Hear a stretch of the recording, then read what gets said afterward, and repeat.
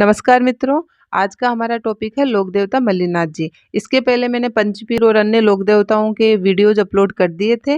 आपने नहीं देखे तो आप चैनल की प्लेलिस्ट से देख सकते हैं, नहीं तो आपको लिंक डिस्क्रिप्शन में मिल जाएगी, आप वहां से भी विजिट कर सकते हैं। तो लोक देवता मल्लिनाथ जी देख लेते हैं। मैंने यही लिखा है लोक संत। तो देखिए, जो राजस्थान का जो पश्चिमी क्षेत्र है, बाड़मेर स्पेशली, यहाँ पर ये लोक संत के रूप में भी पूजे जाते हैं। क्यों लोक संत, क्यों? तो वो अभी हम देखेंगे आगे। तो ऐसे लोक देवता, क्वेश्चन यहीं से बन जाएगा कि ऐसे लोक देवता जो लोक संत के रूप में भी प्रसिद्ध हैं, वो हो गए मल्लिनाथ जी। ठीक है। तो मालदेव इनका शुरुआती नाम था, रावल मालदेव, और इनकी पत्नी थी रूपा दे। तो लोक देवता मल्लिनाथ जी राजस्थान के पश्चिमी क्षेत्र में एक संत के रूप में भी प्रसिद्ध हैं और एक लोक देवता के रूप में भी प्रसिद्ध हैं। और इनकी पत्नी रूपा दे भी एक संत के रूप में भी पूजी जाती है और लोक देवी के रूप में भी स्पेशली बाड़मेर में पूजे जाते हैं। तो ये लोक देवता और संत दोनों रहे। देखिए, लोक देवता मल्लिनाथ जी थे, वो राठौड़ राजपूत थे और शकुन शास्त्र के बहुत बड़े ज्ञाता थे। इनका जन्म 1358 ईस्वी में तिलवाड़ा बाड़मेर में हुआ था और इनके माता पिता का नाम, माता जी का नाम था जीणन दे, कई जगह जानी दे भी लिख दिया जाता है। और इनके पिताजी का नाम था राव तीड़ा जी और राव सलखा जी। तो ये राव तीड़ा जी और सलखा जी एक ही हैं।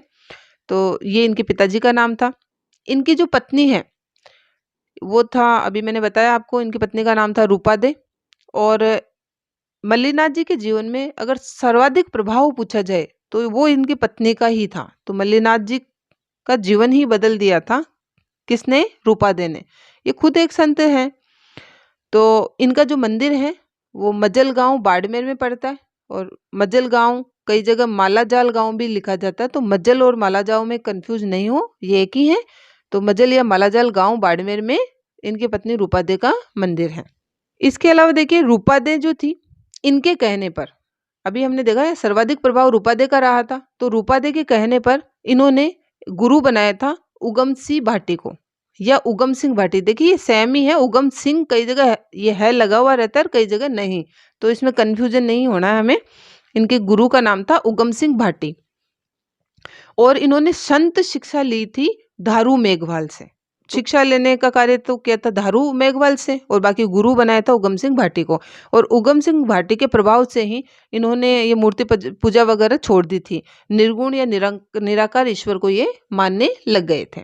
ये भी इन्हीं का प्रभाव रहा, इनकी पत्नी का ही प्रभाव रहा। इसके अलावा यहाँ देखिए, बाड़मेर का मालानी क्षेत्र इनके नाम से ही पड़ा है। लोक देवता मल्लिनाथ जी थे, तो मालानी क्षेत्र इन्हीं के नाम से पड़ा है। और बाड़मेर में थार महोत्सव भी होता है। यहाँ बाड़मेर मालानी क्षेत्र में 1399 में इन्होंने मारवाड़ में संतों का कीर्तन करवाया था। ठीक है, 1399 ईस्वी में ये लोक देवता मल्लिनाथ जी ने। इनके उपनाम देखिए, इन्हें सिद्ध पुरुष या सिद्ध जोगी के नाम से जाना जाता है। चमत्कारिक योद्धा माना जाता है मारवाड़ क्षेत्र में। और त्राता या रक्षक माना जाता है, क्योंकि जो मालानी क्षेत्र था मारवाड़, वहां पर कई संकट आ गए थे।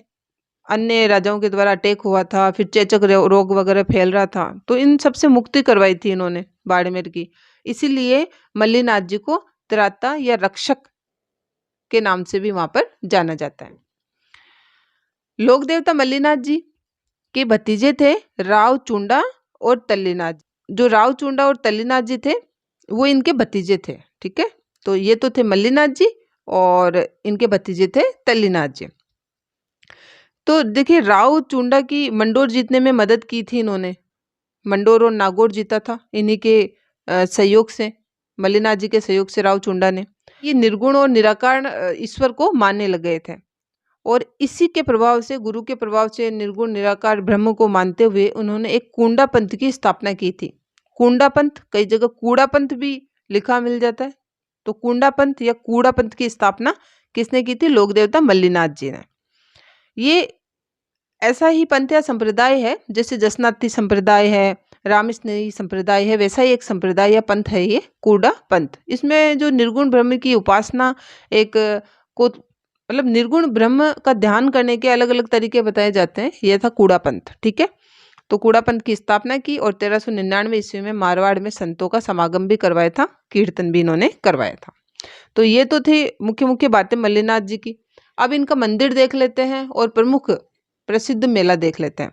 तो देखिए मल्लिनाथ पशु मेला, ये राजस्थान का प्राचीनतम पशु मेला है। इनका जो प्रमुख मंदिर है वो तिलवाड़ा बाड़मेर में ही बना हुआ है, लूणी नदी पर है, पंचपदरा तहसील पड़ती है। इनका जो मेला है वो चैत्र माह में लगता है, चैत्र कृष्ण एकादशी से शुक्ल एकादशी तक, ठीक है, 15 दिन तक इनका मेला भरता है। ये पशु मेला है, मल्लिनाथ पशु मेला पशु मेला है।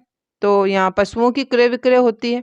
अब स्पेशल क्या है, मालानी, मालानी क्षेत्र है बाड़मेर का, तो मालानी नस्ल के जो घोड़े और ऊंट है वो बहुत ज्यादा बिकते हैं, यहाँ पे क्रय विक्रय होता है। और जो गायों की जो नस्ल है, थारपारकर व कांकरेज, तो स्पेशली ये दो प्रकार की जो गायें हैं, गायों की जो नस्ल है उनका क्रय विक्रय यहाँ होता है। तो और इसकी शुरुआत किसने की थी, इसकी मल्लिनाथ पशु मेले की शुरुआत किसने की थी, मोटा राजा उदय सिंह ने। तो ये मल्लिनाथ पशु मेला हो गया, मुख्य मुख्य सारी बातें आ गई इसमें। अब रावल मल्लिनाथ जी ने एक कार्य और सबसे बड़ा किया था मालानी क्षेत्र बाड़मेर के लिए, वो देख लीजिए। तो देखिए ये मालानी क्षेत्र बाड़मेर था, तो 1378 में यहाँ पर रावल मल्लिनाथ जी थे, यहाँ का कार्यभार शासक यही संभाल रहे थे रावल मल्लिनाथ जी।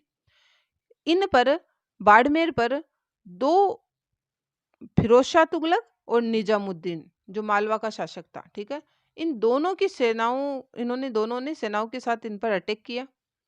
अब देखिए युद्ध तो हुए, लेकिन यहाँ पर भी वही दिक्कत थी कि इनकी जो सेना थी, दोनों की सेना मिल गई तो इनकी सेना 1 से 1.25 लाख के समथिंग थी, और यहाँ रावल मल्लिनाथ जी की जो सेना थी वो 10 से 15 हजार के बीच में थी।